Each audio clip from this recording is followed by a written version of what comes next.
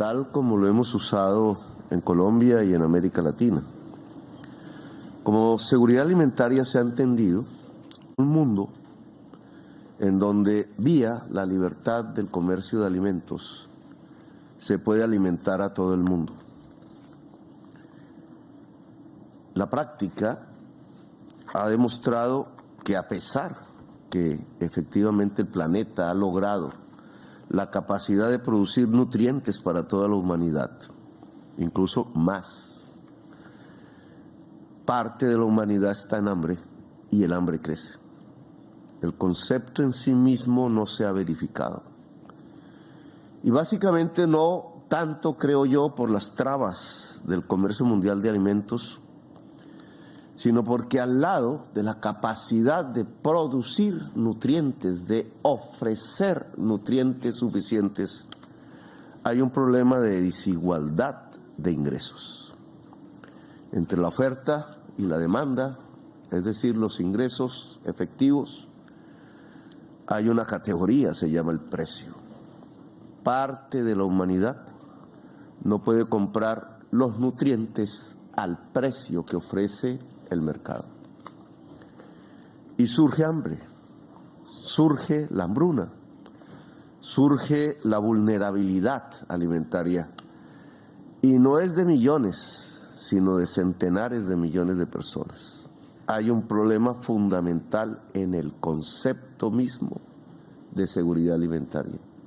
Y es que no tiene en cuenta la desigualdad de ingresos de la humanidad. En esa medida, en Colombia discutíamos, yo fui uno de los opositores al tema de ese concepto libre mercantil de la seguridad alimentaria, y construimos uno que ahora escucho en boca del secretario de Estado de los Estados Unidos. Le llamamos soberanía alimentaria. Para países con cierta capacidad de producir nutrientes, es indispensable que antes que nada sus tierras, sus aguas, su capacidad económica produzca los nutrientes mínimos que necesita su propia población. Es un concepto diferente. Habilitar a países diferentes en diversos continentes para nutrir su propia población bajo el concepto de soberanía alimentaria puede ser un paso mucho más eficaz que el primer concepto de seguridad alimentaria mercantil en disminuir el hambre en el mundo. Pone otros protagonistas sociales en el escenario de la política, al lado de las grandes corporaciones multinacionales de producción de nutrientes, de semilla, que incluso afectan de manera grave las emisiones de efecto invernadero que se producen en el planeta, como la producción de la carne ha demostrado. También aparecen otro tipo de sujetos sociales a los cuales hoy deberíamos empoderar, llenar de derechos, rescatar. La mujer campesina, por ejemplo, el campesinado, que lejos de desaparecer, aún resiste en muchos países de nuestros continentes y aún es un eje fundamental en la producción de nutrientes para la humanidad. El caso colombiano es un poco extremo. En realidad, nuestro país goza de gran capacidad de producción de nutrientes, no solo para su propia producción, para su propia población, sino para exportar al mundo. Sin embargo, no lo hacemos. De cerca de 30 millones de hectáreas que tendrían el potencial de producir alimentos para el país y para el mundo, solo usamos 6. El resto son potreros, llamamos nosotros, praderas con una ganadería extensiva profundamente improductiva. Más es un concepto premoderno de tenencia de la tierra. Se ha hecho de la tierra un símbolo de poder, como antaño el feudalismo, y no un instrumento de la producción y de las necesidades humanas, como el mismo capitalismo lo puso de presente.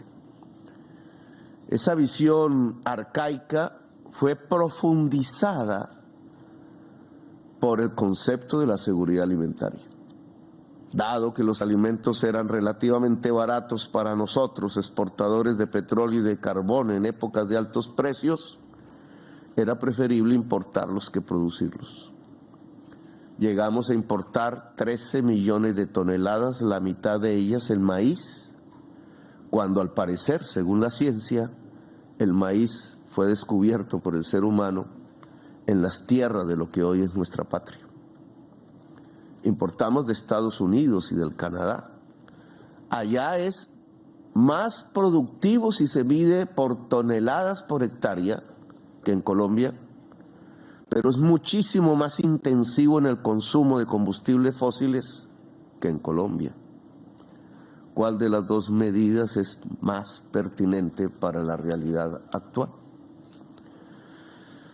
Le hemos pedido a los Estados Unidos pensar este problema, que podría ser más allá de Colombia, de América Latina.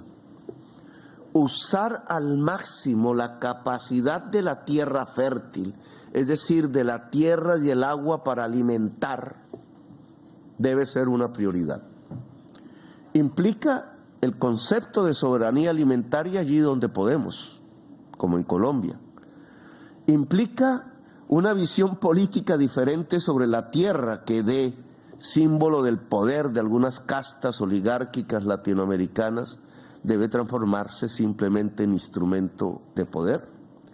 Implica, porque no es un juego de suma cero en realidad, que al lado de la gran corporación transnacional, altamente productiva en términos de producto por hectárea y altamente improductiva en términos de gases de efecto invernadero, pueda protegerse la población campesina, la producción alimentaria del sujeto que más que hombre es mujer, la mujer campesina cuidadora de la vida, cuidadora de la tierra y cuidadora del agua, sobre todo en países donde aún existe el campesinado, protegido incluso por estatus de las Naciones Unidas, por tratados internacionales, por un miramiento especial y privilegiado, incluso en las firmas de tratados de libre comercio. Si Colombia pudiera transformarse políticamente, y ese es uno de mis propósitos, sus tierras podrían producir alimentos no solamente para sí, sino para el mundo. Podría ser la base de una plataforma de industrialización. Si su campesinado se empoderara económica, social y políticamente, Colombia, Anthony, dejaría de ser narcotraficante. Es un camino diferente, como esta mañana lo decía, al mal llamado guerra contra las drogas. Si Colombia produce más agricultura y alimentos, más maíz, si importa menos maíz de los Estados Unidos, exporta menos cocaína. ¿Cuál de los dos caminos preferimos? Es más, si Colombia usase sus 30 millones de hectáreas para producir alimentos, sería un país pacífico, no habría guerra.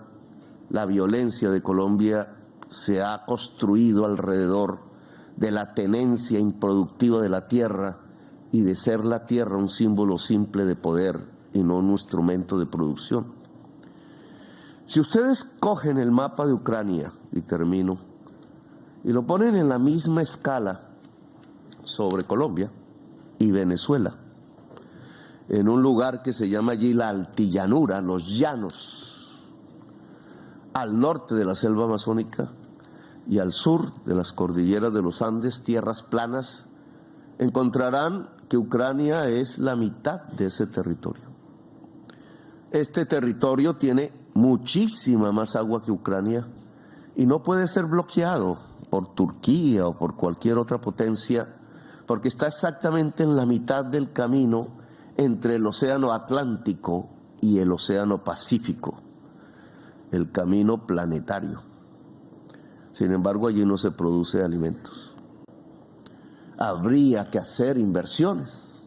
Un ferrocarril, como veíamos en las películas del oeste de los Estados Unidos. Una apertura de una nueva frontera agraria, como dice el Banco Mundial, que la bautiza como la última frontera agraria posible en la humanidad, con tanta potencialidad o más como Ucrania. Solo que necesitamos, y no tenemos los recursos para abrir esa frontera, que entre otras ayudaría a aliviar las cargas y las presiones económicas sobre la selva amazónica natural. Ahí hay una oportunidad de inversiones. Quizás en otras partes del mundo podamos hacer lo mismo. ¿Qué tendríamos que hacer sino una colaboración, un gana-gana, en donde la inversión extranjera allí pudiera abrir la frontera agraria para su ganancia, para aumentar la oferta de nutrientes, pero con unos límites que garantizaran los derechos del campesinado, los derechos ambientales y el derecho de toda nación a la soberanía alimentaria? Por encima del concepto de seguridad alimentaria mercantil, global, debe existir un concepto de derecho, el de que toda nación tenga la capacidad de producir los nutrientes mínimos para su propia población, que es lo que llamamos soberanía alimentaria. Estas perspectivas son las que coloco en discusión. ¿Puede Naciones Unidas elevar a la categoría de derecho mundial el concepto de soberanía alimentaria? ¿Podemos en los tratados de libre comercio colocar una cláusula de salvaguarda que permita la soberanía alimentaria? ¿Podríamos colocar en un estatus mundial el derecho de prioridad para usar la tierra fértil, no en la producción de combustibles para los carros, sino la producción de alimentos para los seres humanos, dado que el cambio climático traerá una pérdida de fertilidad, una pérdida de tierras, una pérdida de aguas y una pérdida de capacidad de nutrientes en las plantas que cultivamos? Bien, sería el momento de que Naciones Unidas, haciendo un bypass al concepto de la seguridad alimentaria como seguridad mercantil global, pudiera construir estos nuevos estatus de prioridades en el uso de la tierra fértil, de derechos de sujeto nuevo, social y político, la mujer campesina, y de la prioridad para establecer las capacidades de soberanía alimentaria de las naciones del mundo. Gracias, muy amables.